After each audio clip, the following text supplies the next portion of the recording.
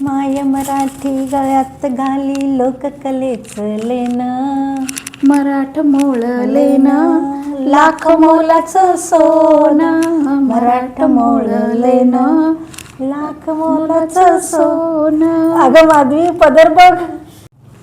हो, यायला उशीर झाला, गडबडीत साडी घातली.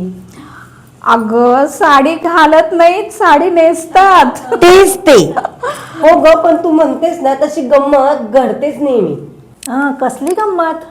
अगं काल मैदानात 2 मुलं खेळत होते, त्यातले एकाचे केस वीस कटले. मग दुसरा त्याला म्हणतो कसा, घरी जा केस करू नये. म्हणजे बघा, केस विंचरतात. हो ना, तेच तर मुलांना माहित नाही. आपल्या मराठी बोलीत प्रत्येक कृतीला वेगळा शब्द आहे. पण हल्लीची मुलं कॉन्व्हेंट मध्ये शिकतात ना. शिवाय मुलांना इंग्लिश येणं म्हणजे पालकांना विमान वाटतो. पण कसं आहे ना, इंग्रजी येणं व्यावहारिक दृष्टीनं महत्त्वाचं आहे, पण आपली मनातली भावना व्यक्त करायला आपली मराठी मायबोलीच हवी ना. हो, हेच तर मुलांवर रुजवणं महत्वाचं आहे. म्हणून त्या पालकांचं कौतुक करावं जे पालक आपल्या मुलांना मराठी शाळेत घालतात.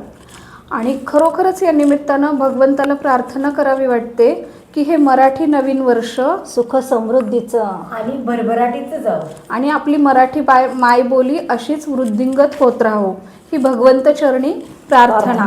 चला चला, पुऱ्या झाल्या गप्पा, चला काव्यवाचन सुरू करूयात. हो नक्की. नमस्कार रसिको हो, मिळून सार्वजनीमध्ये आपल्या मनपूर्वक स्वागत. आम्ही आत्ताच एक नाट्यछटा सादर केली, कशी वाटली नक्की कळवा. व्हिडिओच्या खाली कमेंट करून सांगा आणि नक्कीच आपलं चॅनल सबस्क्राईब करा, म्हणजे आम्ही अपलोड केलेले व्हिडिओ आपल्याला बघता येतील. आणि आपण दिलेली कमेंट वाचून आमचा प्रयत्न जो असतो तो करण्यामध्ये अजून आम्हाला हुरूप येईल. त्यामुळं आम्ही आपल्या प्रतिक्रियेच्या प्रतीक्षेत आहोत. चला तर मग आज आपण काव्यवाचनाला सुरुवात करूयात. दरवेळेला आपण काव्यवाचन घेत असतो आणि यामध्ये आपण वेगवेगळ्या दिग्गज कवींच्या कवितांचं वाचन करत असतो. रसिको हो, यावेळेला आपण अनियतकालिकही काढतो आहोत, त्याचा दुसरा अंक काढतो आहोत. मराठी साहित्याच्या प्रांगणात या अनियतकालिकाचा संग्रह आता आपण करत आहोत. त्यासाठी आपल्याला आवडीची ठिकाणं असतील, ऐतिहासिक स्थळ असेल, सुंदर चित्र काढता येत असेल. हे मराठी साहित्याचं प्रांगण एवढं विस्तृत आहे की त्यातील कुठलंही एका प्रकारचं लेखन आपण हस्तलिखित स्वरूपात लॅमिनेशन करून आम्हाला पाठवायचं आहे आणि त्याचाही अंक आपण लवकरच प्रकाशित करणार आहोत. चला तर मग काव्यवाचनाला सुरुवात करूयात. सुरुवातीला कविता सादर करतील ममताताई. नमस्कार, मी केशवसुतांची आई ही कविता सादर करत आहे. आई म्हणून कोणी आईस हाक मारी, ती हाक येई काणी मज होय शोककारी. नोहेच हाक माते मारी कुणी कुठारी, आई कुणा म्हणू मी आई घरी न दारी. ही न्यूनता सुखाची चित्ता सदा विदारी, स्वामी तिनी जगांचा आई विना भिकारी. चारामुखी पिलांच्या चिमणी हळूच देई, गोठ्यात वासरांना ह्या चाटतात गाई. वात्सल्य हे पशूंचे मी रोज रोज पाही, वात्सल्य हे पशूंचे मी रोज रोज पाही, पाहून अंतरात्मा व्याकुळ मात्र होई.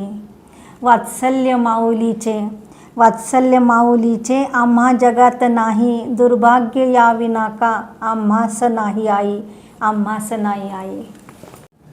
खूप छान ममताताई तुम्ही कविता सादर केली आणि खरोखरच माय मराठी म्हणतो, जशी भाषा आपली आई आहे तसं जन्म दिलेली माता ही आई, आणि त्यावरची केशवसुतांची एवढी सुंदर कविता ममताताईंनी सादर केली. यानंतर माधवीताई कविता सादर करतील. नमस्कार, वैशाली राणे यांची चैत्र पालवी ही कविता सादर करते. जुने जाऊनी लयाला नवेपणाची येई चाहूल, जुने जाऊनी लयाला नवेपणाची येई चाहूल. मधुमास हा येता अवनी वसंताचे पडते पाऊल, मधुमास हा येता अवनी वसंताचे पडते पाऊल. पानगळीचा ऋतू संपता अवचित बहरा वा गुलमोहर, पानगळीचा ऋतू संपता अवचित बहरा वा गुलमोहर. हिरवळीच्या शृंगाराने कोवळ्या पानांची सळसळ, हिरवळीच्या शृंगाराने कोवळ्या पानांची सळसळ. सोन पिवळा लाल हिरवा अनेकविध रंगाने नटतो. सोन पिवळा लाल हिरवा अनेकविध रंगाने नटतो. जणू कुंचला विधात्याचा अलगद सृष्टी वरती फिरतो.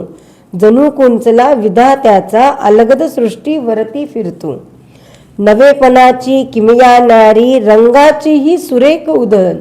नवेपणाची किमया न्यारी रंगाची ही सुरेख उधळण. ऋतुराजही करतो हेवा पाहुणे चैत्र पालवीचे शिंपण. ऋतुराजही करतो हेवा पाहुणी चैत्र पालवीचे शिंपण.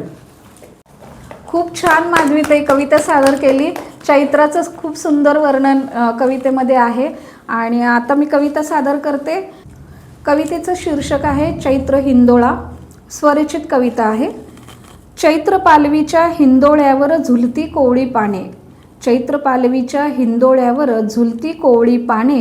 नवचैतन्याच्या लहरीवरती सळसळती तराने. हिरवा कंच शालू नेसून धरती लालिमा ल्याली. हिरवा कंच शालू नेसून धरती लालिमा ल्याली. फुटला मोहर दरवळला सुगंध पांढरं चुटुक उन्हात चकचकती नवलाई.